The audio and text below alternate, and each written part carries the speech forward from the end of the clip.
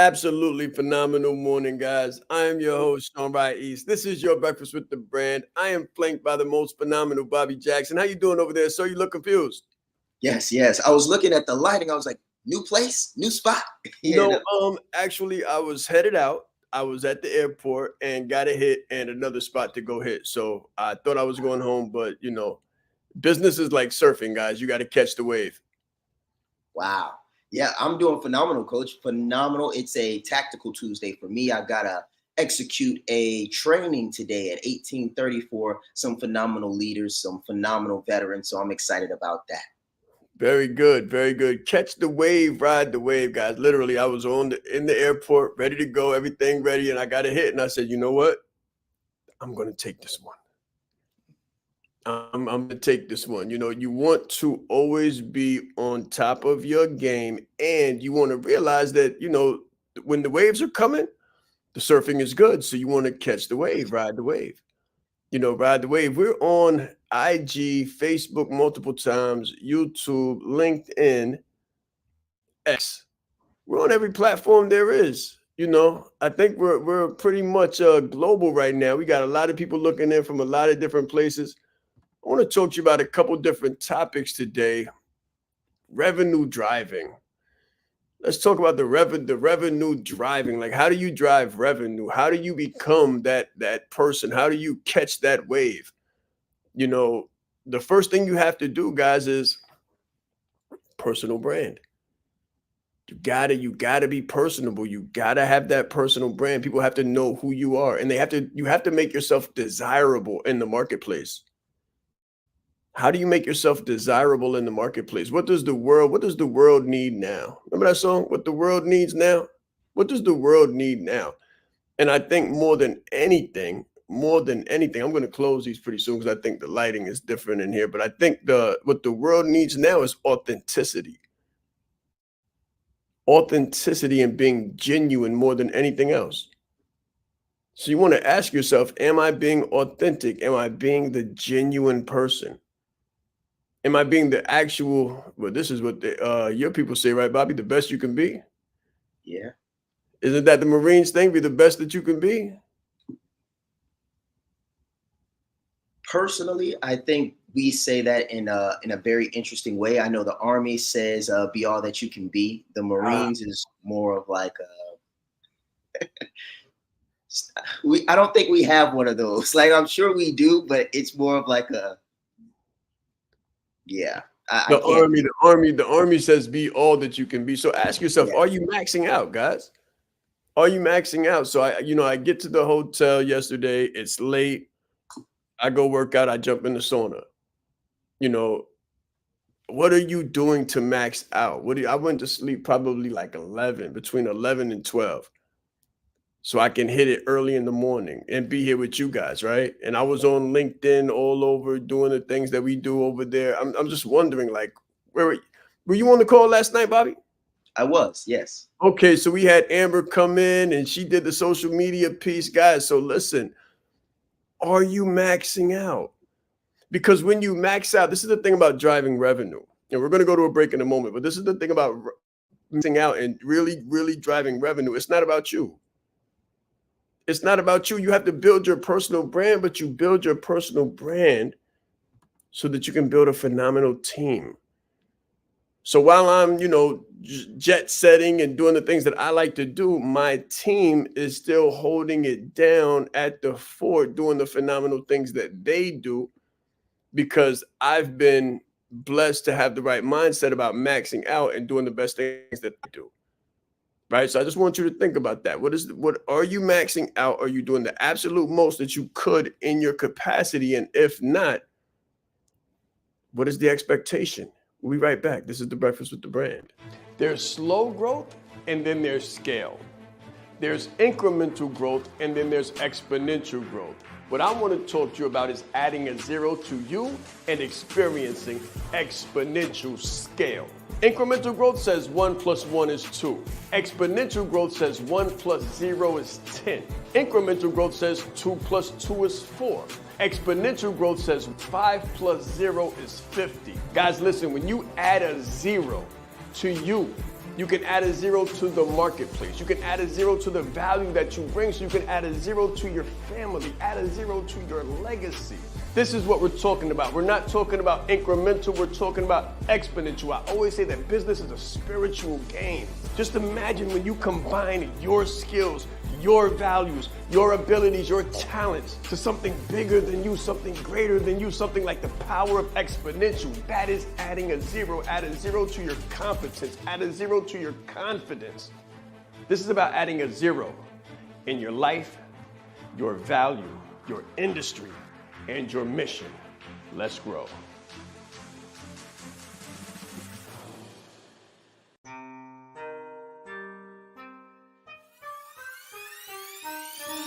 The reason why I did this and what I do is help leaders to become brands and brand themselves.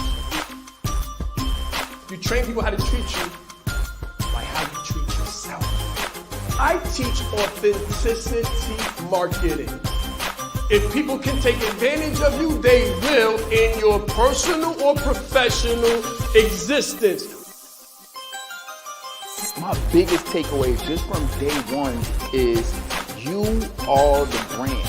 I would recommend it to anybody that's really looking to build a personal brand. Just the brand in general has changed my life. I've grown so much since I've been a part of this. I see myself in what he does, and I believe in it just as much as I believe in myself.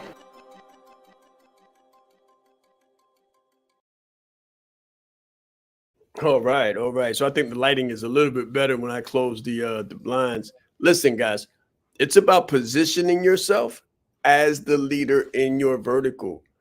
So think about those 3 E's that we always talk about: the education, the experience, and the expertise. And how can you monetize that? What is your real skill set? What is your core speciality? What does that look like? It's already monetizable, guys. Listen, if you've been in corporate, if you've been paid already, whatever your highest wage has been, let's just say, right, Bobby, let's just say, you know, somebody's watching this and they made 85K, right? My background is industrial and organizational psychology. When you see industrial and organizational psychologists within the workplace, they are at the head of HR. I've got a couple more master's degrees, but just that one degree would put me at the head of HR. So I know a couple things about human resources and comp and ben. And when I say comp and ben, I mean compensations and benefits packages. Compensation and benefits packages. As an organization, for me to hire someone, there has to be a 10x multiple of the person's salary to entertain them within the organization. Because you've got the compensation, you've got the benefits package, you've got the retirement, the 401k, all of the stuff that you're paying into.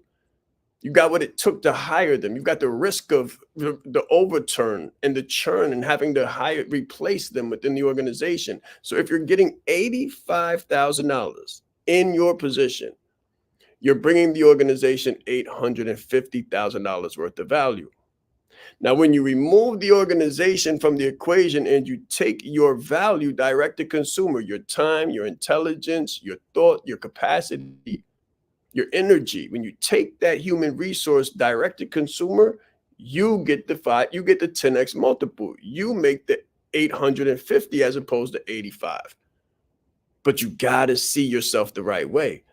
If you don't see yourself in the right light, then your confidence is low, even though your competence is high. Wow. And this is a very interesting conversation because a lot of the veterans that I work with, when it comes to seeing yourself properly and really knowing what you're capable of, tend to get a pension. And once they work for the 20 years to get the pension, they pretty much try to live off of that pension for the rest of their lives because they know that this is going to come from the Marines or from the military or whatever for the rest of their lives. And what is interesting about this is they're pretty much being told, hey, you're worth this much until you die. And then many of them would find a way to fit their life into what, say, the government said you're worth as you move. Now, granted, they would never say it to themselves this way, But it's when I said it to myself that way that I said, wait a minute, they're going to give me this, this, and this. Now, I could leverage this to make more money, or I could fit my lifestyle into this. I said, you know, there's no way my 5 kids, beautiful wife, and myself are going to be able to do all the phenomenal things that I'd like to do off of this small pension. So what I would say to everyone that's watching this right now, that's on that fence about, should I take my stuff direct to consumer? The question becomes, what happens if you don't? You know, what happens if you retire? What are you going to be forced to live off of if you're living off of that 401k, if you're living off of that retirement that you got issued? And that's an interesting question, seeing as we're living longer and longer these days. Big thing, guys. I want you to think. So the second part of that is when you grow yourself, right? When you maximize your own capacity, you become attractive in the marketplace. You become attractive in the marketplace because many people don't. Many people don't magnify, maximize, amplify themselves. They don't grow. They don't expand. They contract. They get their little tiny pension or their little tiny box. You know, they live in a tiny little box and they have their tiny little box car and they put their little box suit and they go from the box cubicle and the box computer. And you got to get outside of the box, guys. You got to get outside the box. That's why I say always get on a plane, travel. My father told me that you're not truly educated unless you're well traveled. You want to become the traveling, the person who's constantly seen about town. You want to get out of your own circumference because I'm from Harlem. The way we thought, the box that we thought in, the life expectancy was 16 years old. We didn't get married and have families for any long amount of time. That wasn't what we did. We didn't go to college. So I had to get out of that box. We definitely didn't start businesses on the right side, right? So you you have to think about, who am I? Who do I serve? What box am I in? Because everybody watching this right now, I guarantee you that you are inside of a box. And that's why we try to bring you here so we can expand the box. And that's why we have different situations, like the Branded Like a Leader program below. Completely different situation. We'll stretch that gap, like stretch that funnel, stretch the top of the funnel and stretch you right out of that box. Leaders Leverage is another box expansion. We try to break the box and break the stereotype and break the cycle and create a new face of leadership, starting with your own, starting with the image that you see when you look in the mirror, and turn your education, experience, and expertise into massive impact, income, and independence. We call it the 3 E's to the 3 I's. That's what this is all about. You're waking up in the morning to get a culture shock before you start your day, because if you don't do that, then everything becomes the same. You think the same, you walk the same, you talk the same, you do the same things, and you get the same results. It's a box. It's a cycle. And very rarely do people just voluntarily leave a comfort zone. But watch this, guys. When you break out of a comfort zone, you step into a genius zone. A genius zone is something that is uncomfortable at first that you have to go into. So inside of the Leadership Leverage, inside of the Branded Like a Leader Academy, we create a reality for you to grow into. And this segment is just some of that. And that's why, I'll bring you guys with me, show you what it looks like, travel, take you guys with me in different places so you can see what there is to be seen, because it's a beautiful world out here. And there is as much money as you lay your hands upon. There is as much opportunity. There are as many clients as you dare to see. And if they're not working with you right now, if you're not attractive in the marketplace, if you're not attracting and converting your ideal clients, it's not a them thing. It's a you thing. Yeah. As we talk about the revenue piece and just driving revenue, what this made me think about is how many people know how to convert those 3 E's into a business. Because I see the banner at the bottom, And that was Branded Like a Leader, by the way, is one of the first courses that I took that started helping me understand the various business components. So lead generation is definitely a very core component. The way I learned it was branded like a leader, coaching like a leader, and then closing like a leader. So before we go any further than that, though, if you need to figure that out, please put a 1 in the chat just so I can know who you are, and definitely give you some insights on that. But a lot of times what I see is people have the experience, education, expertise, but they don't know, once they remove the middleman, how to replace the middleman. Like, they're like, okay, I took them out. I left my day job. I'm free. I'm on my freedom run. Well, where's the Underground Railroad? Like, they don't know where the next lit house is. And if you don't know where the next lit house is, you'll find yourself running out of money, because most people aren't, like, what's the word? Unintelligent, right? They're not unintelligent when they leave their jobs. They know they're going to need money, so they have themselves a little nest egg. They know that they're going to probably burn through some of that savings, so they may even take out a credit card while they still have W-2 income. The problem is they run out of money and they max out their credit before they get to the next realistic revenue generating checkpoint. And that, ladies and gentlemen, is what Branded Like a Leader did for me. It showed me how to get to the next checkpoint. Very good. Very good. So the link right there is for you if you're wondering about it, right? So if you're like spectating, postulating, not really understanding what it looks like, you put the browser, you put the link in another browser, and you're like, I don't really know what this is, even though the copy there is self-explanatory, then put that link in the browser and get on a call with one of my team members. Like, get on a call. Like, you got to reach out. You got to get out of your box. You will not expand your horizon from your home.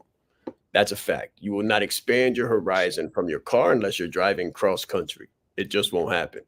That cycle from the house to the job to the little food store back to the house, like, that is not a safe cycle. And we want to help you break out of that cycle and do it in the earliest stages of 2024 as possible. Right. So, guys, share this out. If you know what we're talking about, share this out, because I guarantee you somebody doesn't tag somebody who needs to know this. Because, again, it's depressing not to be successful. It's depressing not to have opportunity. It's depressing to have, let's say, a master's degree, but you're running out of money at the end of the month. Instead of having more money at the end of the month, you're having more month at the end of the money and chasing your tail. And the funny thing is that when that happens, the only thing that, if you don't know a new system, then the only thing you can do is try to work harder, wake up earlier, grind. What do they call it? Grind, right? And that's unhealthy. You got to think about your mental health. You got to think about your relational capital. Your relational capital. The relationships suffer during that type of stuff. I guarantee you guys that you can take the clock and literally turn it backwards. You can age in reverse. You can age in reverse as long as you can think the right way. You want to set a target and then reverse engineer that process. Set the target in the future, reverse engineer it in the process. I'm reading a book right now. I just started it, from Benjamin Hardy, where he talks about being your future self now. Being your future self now and having a conversation with your future self now. And this is what Mr. Beast did. The internet sensation, Mr. Beast, he actually recorded videos of himself speaking to his 6-month future self, and then 12-month future self, and then 5-year future self. And he's sitting there in the room, and he's a kid, and he's in school, and he's talking about going to college, and he's like, and by this time I will be out of college. And he said, I better have, I think he said 1 million. He said, I better have 1 million subscribers or my life is worthless. He said, this is me speaking to my 5-year future self. I should be out of college. I should be doing YouTube full time, and I should have 1 million subscribers. If I don't, then my life will not have been worth it. He's having a conversation with himself. By the time he fast forwarded himself, By the time he made that contact and went 5 years into the future, I think he had like 80 million subscribers. So psychology says there's two things that we do, guys. We have a retrogressive perspective. A retrogressive perspective continues to play the monologue of where we've been, Bobby. So it reminds us of where we've been, who left at 14, who did us wrong when we were 16. And we keep playing that tape over and over again. And because we're playing that tape, we don't progress. And then there's another perspective, which is a prospective. Perspective and prospective. So the prospective says that we as human beings can create a future identity and then become pulled by that. So the reason I'm saying that is because that's what I did when I first started college more than 10 years ago. I had a vision of my future self, traveling the world, speaking, best-selling author, highly paid, consulting, and executively coaching CEOs, business owners, high-level executives. And here we are. We'll be right back, guys. This is The Breakfast with the Brand. I really want you to think about it, because if you haven't thought about it, then you need to think about it. Like, what is that vision for yourself? Where do you see yourself in 6 months, 12 months, 5 years, and then begin to create that new identity in the present. Let's grow. It's very important that you know yourself to the highest degree possible, because it's through knowing ourselves that we're able to know other people. You are the most important person in the room, and the better that you know yourself, the better that you're able to communicate to others. So you're not only playing the game knowing who you are, but you're also playing the game knowing who everyone else is, so that you're not playing blind. He's extremely engaging with people. He has a fantastic smile, and he's just a very high energy person. This is called leadership development. So we have to be independently knowledgeable and considerate to know who we are, so we can more effectively know who other people are.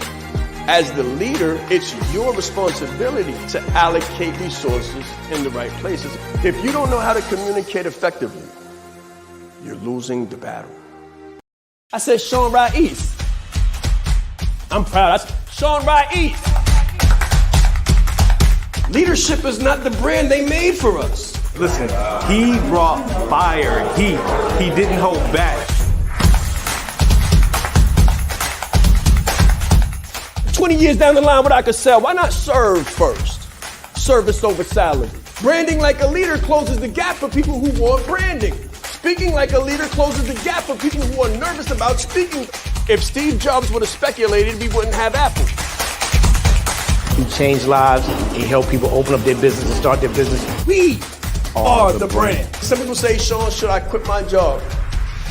Mentally, yes. As a speaker too, to be able to learn from him and watch him and you know, game respects game. And I want to have that much game someday. The right client, pay $500,000 for what you do. You have to be bold in your beliefs. He has been an amazing asset to this event and a pleasure to work with. Very captivating, collaborative, worked very well with the audience. I want to help you. Put a 0 behind your number, right? The session was great. How he is online, virtually, he is even more phenomenal in person. Be the face of change that you want to see. Stop asking questions and start giving demands. The entire team has just been absolutely incredible. They are a joy to work with. They go above and beyond. Give yourself a round of applause. Yes, yes, yes. All right. Talk a moment about that, Bobby, because I know when you went into the military, you had to cheat your way in. Like you had to eat a couple extra hamburgers to even make weight, because you were underweight. And I know that when you did that, it's like all the odds were against you. You died a couple times underwater, right? Yeah.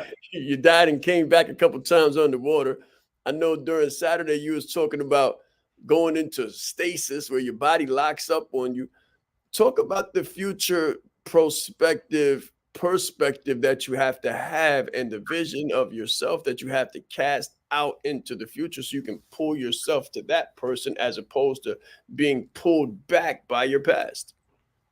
Wow, this is a great question and analogy because for me, I think you have to become fearless.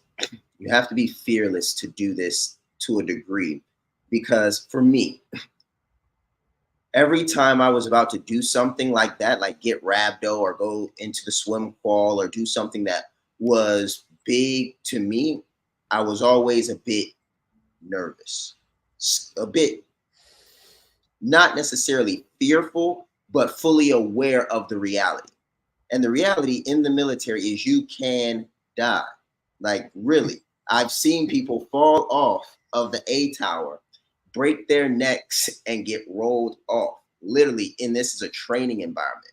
It's like, oh yeah, make sure you sign your will, and this is where your death benefits are gonna go. And we do that before we start our exercises. So for me, it was about being fearless. And two, when you see this vision of yourself, understand one thing very, very clearly.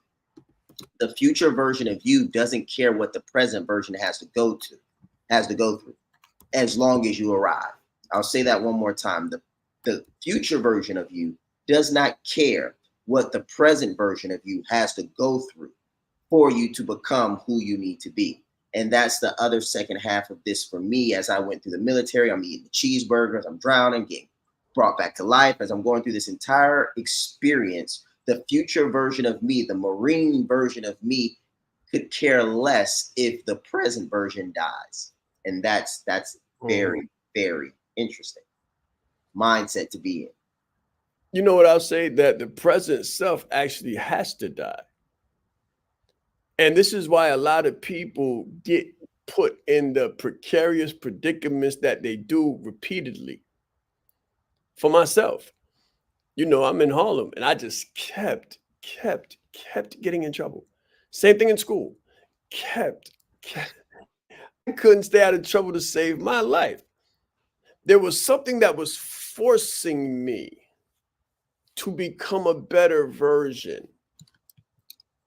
Guys, I promise you, if there's something grinding against you right now, if you wake up with the same dry mouth, thinking about what you need to do, if you're having the same dreams and visions and aspirations to be phenomenal, if things are happening as they always do in your life that are unsavory and unfavorable, it is to push you to become a better version of yourself. Why? Growth doesn't take place, so you cannot exist in the zone of genius and your comfortable zone at the same time. What do they say? They say that never the twain shall meet. Never the twain shall meet. You cannot exist in two worlds at the same time. You can't serve God and mammon. So mammon is complacency. Mammon is comfortability. God is the genius zone. You've got to recreate yourself. You've got to transform yourself. You have to become a better version of yourself, because the old version of yourself will not exist in the future. We talk about jobs being outdated all the time.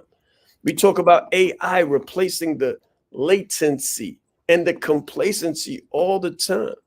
In the 7 prerequisites to success, I feel like I wrote that book like 10 years ago, but I didn't. You know, I feel like I wrote that book like 10 years ago. That's how long we've written so many books since then. However, in that book, I have a whole section dedicated to how many industries no longer exist. There were people employed to knock on windows 7 stories up because there were no alarm clocks at one time. That industry, gone. There used to be what they called pin setters, who used to literally walk behind the bowling balls and set the pins for you after you knocked them down. That industry, wiped out. Now we're looking at copywriting and AI. It's a real thing.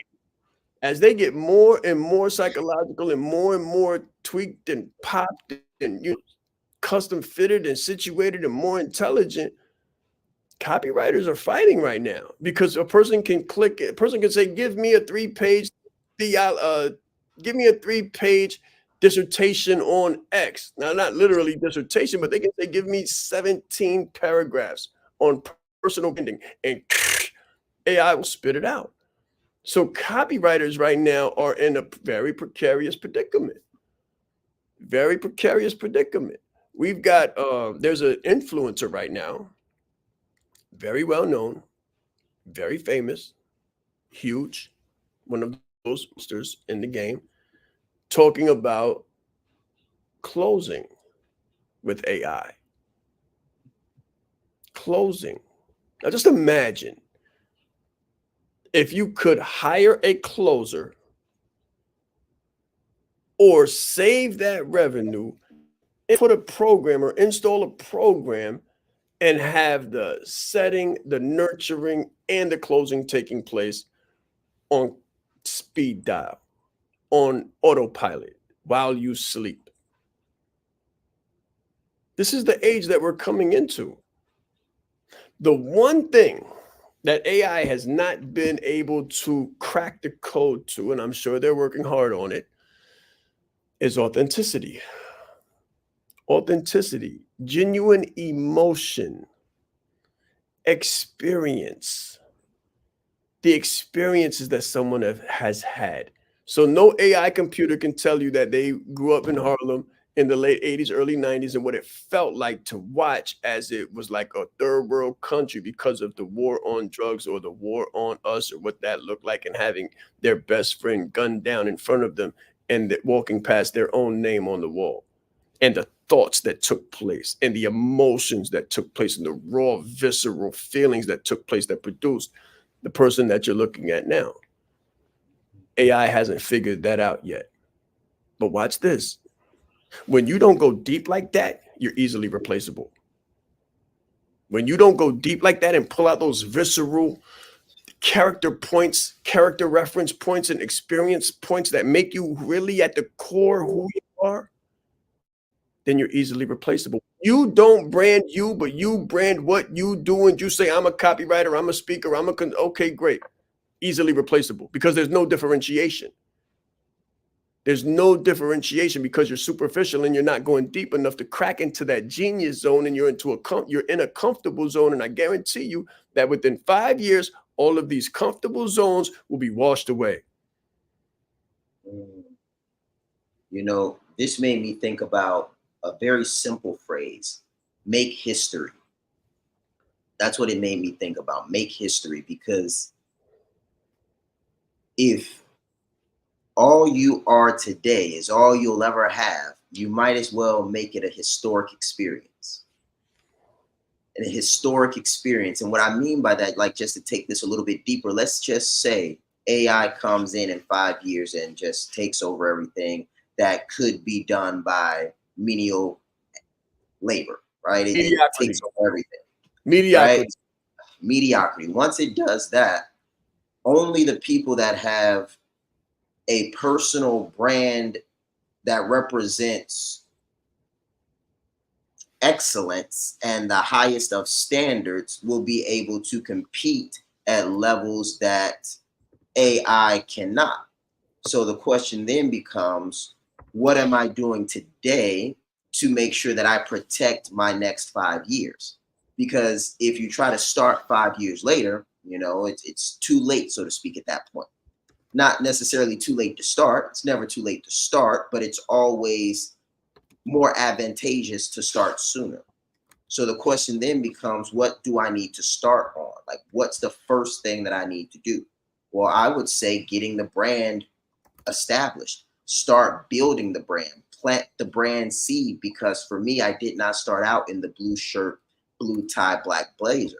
That was the brand in development. So the goal is the person that many people see today, and the vision and version of me that people see today, even not having the mustache. Many of you all that are seeing me for the first time never saw me with the mustache. The brand is developing. So when we say, you know, you got to let it, 4D framework, right? You want to have a decision, and then you want to have discipline to allow that decision to develop so you can then dominate. And AI is going to dominate everyone that doesn't make a decision. And that's the piece that I just wanted to give you guys some insights on. You know, having known Bobby for as long as I have, I can comfortably say this. 4 years ago, almost 5 now, 4 years ago, the person that I met could not have been here, would not have been here. That guy in the hoodie would not have been here. You're being chased, whether you can see the pursuer or not, guys. There are people working in laboratories on how to replace you and make you. There's I love this. I love this. I used to watch Twilight Zone when I was younger. I used to watch Twilight Zone, and I had the library of all the Twilight Zones, guys. All of the Twilight Zones. And they had a man. They had one that was extremely, extremely relevant. Now I'm going to take a break. And while we take a break, I want you to really concentrate. Go get some coffee, go do the bio break, do whatever you got to do. Because when we come back, I'm going to shed light to you on something that should probably put some chills down your spine. We'll be right back. This is The Breakfast with the Brand. Business is like a game of chess. It's not checkers. If you don't know how to lead with a personal brand, then you're losing the battle. Everything about Sean's talk was fantastic. I mean, I got so much from it. So he was really bringing fire and passion and just love and spirit to let everybody else know how do you become a leader amongst the leaders. You hold the key in your hand. There is more power in this phone than there was that took the first man to the moon. His energy, his dynamic information, gave a really great presentation. I didn't ask for any money. I didn't have an offer. I had a heart to help people and meet them where they were at and find their need and fulfill it. Sean is the bomb. I don't talk theory. I don't talk hyperbole. I don't talk opinion. Nothing I talk is anything but evidence-based. During the G-Circle retreat in Atlanta, I had the pleasure and the honor of listening to Mr. Sean Rais. He will not only impact your organization, but he will elevate your team to another level. When you change you, when you put you into the equation, the whole system is different. I guarantee you, you got the right thing. You are the right person. If you can present yourself in the best way possible, there's no negotiation. His energy is infectious, and I have so many takeaways from the presentation that I can't wait to get started and implement them today to see the result.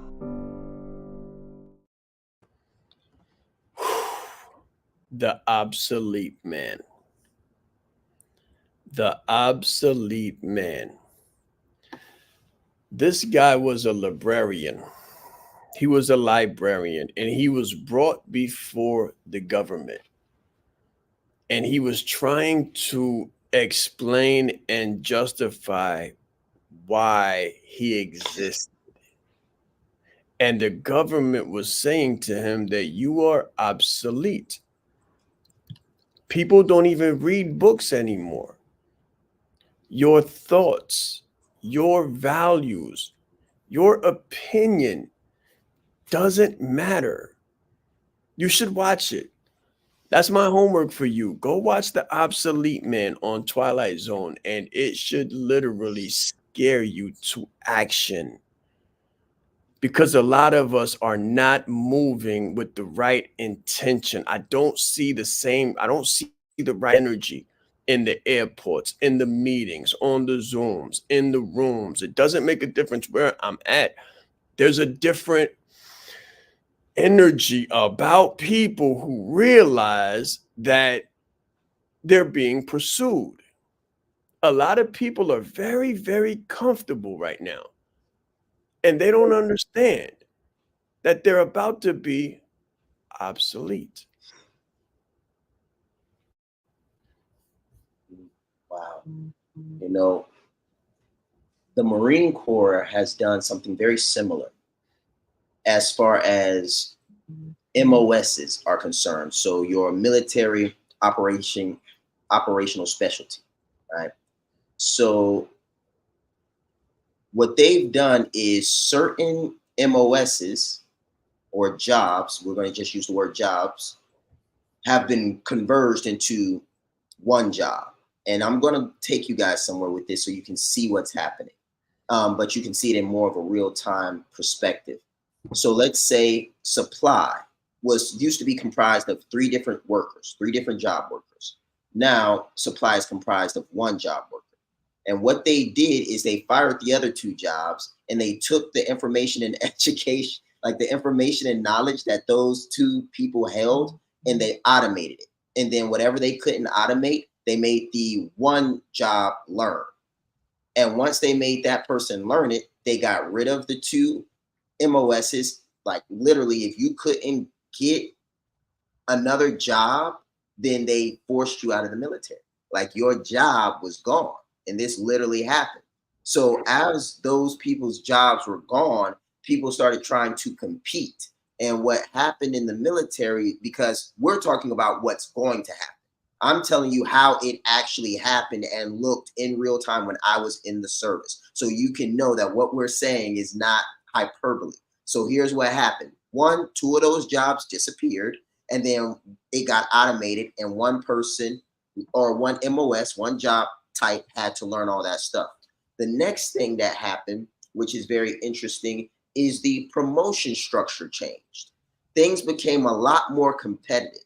And they became more competitive because there were less places for people to go up in. So the next thing that happened was what we call crowding at the top.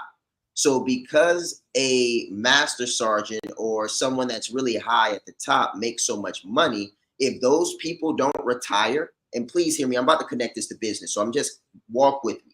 If you are in the military and you're a high-ranking individual and you have, say, seniority and almost tenure, like, then you can compare that person to a big business that has a monopoly on the market. Like, this person is strong, they're in the marketplace, and they're controlling things. The interesting thing about this is that the people at the bottom cannot rise up until the person at the top exits out.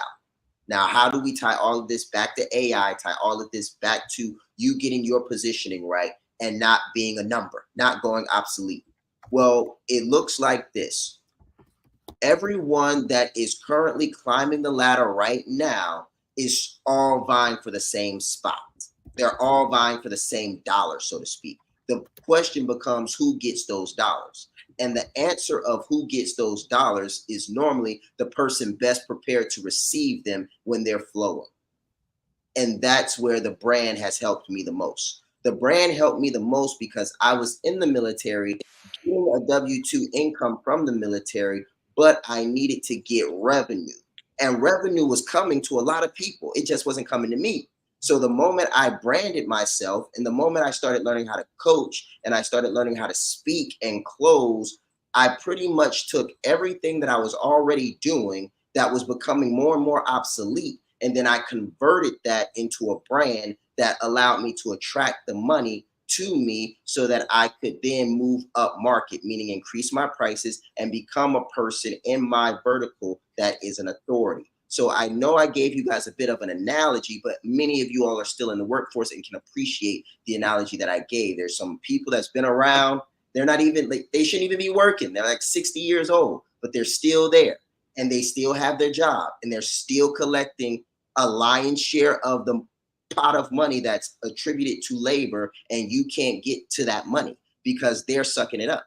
And they technically, like, they could be fired, but they wouldn't be because they control so much of the business. So there's so many nuances that I'd like you just to think about as you consider how seriously you want to take your business. That's my piece. You know, what you just brought was really invaluable. I hope everybody took note of it. It made me think of about 3 different scenarios. One of them is tenure. So if you go to university, a physical university, you'll see people walking around almost 82 or 102. Like literally almost like berserko, like gone, but they'll still be there because of tenure. It's like you can't replace them out of respect for how long that they've served. And then you've got what we call the good old boys network. The good old boys network means it's not a meritocracy, but a familytocracy or an aristocracy, where it's like, okay, this is our lineage, this is our bloodline. We're not leaving it. We're going to populate every department within it. We're going to continue to populate so we can continue to deploy our people where we want them, and we will be the only people that run this, right? So there's those things. It's very, very important for you to think, where will you be? How will you advance? As the chances for advancement get slimmer and slimmer, not only entire industries, but entire markets, like the huge giants. COVID saw this. COVID saw a huge change of leadership because the behemoth companies, Sears, GNC, and so many more, literally wiped off. Bed Bath & Beyond, wiped off. Now watch this. This is the terrible thing that takes place, and it's a reality. It's so real for guys. I want you to understand this. And I know I'm going deep, but Branded Like a Leader and the Leadership Leverage is where we beat that system. So it's okay for me to tell you the system. Somebody would watch this and say, my God, he's giving them a dissertation and an MBA. I'm giving you an MBA in what's taking place. The doctorate on how to fix it is inside the program, Branded Like a Leader, Leadership Leverage. But watch this. This is real talk. So Bed Bath & Beyond, GNC, Sears have been out of business for years. On paper, insolvent, done, gone. However, they'll still hire your sons and daughters to get rid of the inventory. They'll hire you too. They'll give you a manager's position to manage the dissemination of all of the backlog of supply that they have. And once that's gone from the shelf, so is your job. So is your job. So it's kind of, there was a thing where you would train your replacement unknowingly. Bobby, people are applying for hiring, to be hired in positions. They're competing and fighting to be hired in positions that they'll be fired from in 5 months. Because the job has been underwater. You just don't know it. A lot of the things that people are fighting for and vying for and watching on YouTube and getting all excited and hyped up about is a dead, decaying, dying ghost. It doesn't even exist anymore, except in your mind. And in the mind of the people that are trying to suck the last bit of blood out of it. But it doesn't even exist. It's literally gone on paper. There is no revenue in it. You need to find what's deep down intrinsic about you. What is the value? What is the ideation? What is the idea? Because ideas, phenomenal ideas, and movements that are created around those ideas, that's your last stand. That's your last stand. It's really a situation of branding you, not what you do, because what you do is obsolete. What you do is it's being replaced before you can even learn it. There are kids going to colleges right now, taking courses of study that by the time they graduate, the entire field will be gone. The entire field will be gone. They're going to college and they're going into debt now to take something that was profitable 10 years ago. They're not up to current events. But by the time they graduate, they will leave that college with $50,000, $100,000 of debt and be unemployable with that skill set. This is why you see people with multiple degrees in jobs that have nothing to do with the degree that they got. because they can't find work in that industry because of what Bobby just said. The competition is so sharp, the doors are so locked, and it's so obsolete. And if they do get a job in their vertical, they'll be paid mincemeat. They'll be paid pennies on the dollar. Just imagine having a $50,000 MBA that grows by about $20,000 in interest every year and taking a job that pays you $30K a year. That's what we're talking about. We're talking about being wiped out, washed up, obsolete. Obsolete. Your choices not to take this seriously. Well, you're hammering it's almost like your hand is outside the coffin and you're putting the last nail on yourself. Man, if I had to say one thing in the last 2 minutes that we have left, it would be wealth transfer. Wealth transfer. So that always happens ever so often in an economy globally. It always happens no matter what economy you're in. And normally what this looks like is when the financial structure pretty much implodes on itself. And as it implodes, the people that are ready for the implosion, that can handle it as it's imploding, they gobble up everything. I mean, they just gobble up everything. And then the people that were exploded by the implosion, like everything imploded and then their life just exploded, those guys end up transferring all of their life savings, their homes get foreclosed on, their bank accounts get wiped out, they go into debt. Like an entire transfer of wealth goes from the individuals ill-equipped to handle to the people that were just sitting back waiting for the next crisis. I say that to say this: a wealth transfer is on the way. Which side of the wealth transfer would you be on? This is what we talk about all day, and these are the kinds of problems that we solve inside of the Leadership Leverage. And programs like the Branded Like a Leader program are the programs that make you relevant. And it's evident. This is what's going to be monetizable in the future, in the foreseeable future. What will be monetizable is differentiation, uniqueness, your personal brand, and that which about you cannot be duplicated, automated, or eliminated. This is the Breakfast with the Brand. Choose wisely. Choose very, very wisely, because your life and the lives of those that you care about and that you say you're in business for depend upon your next decisions. Let's grow.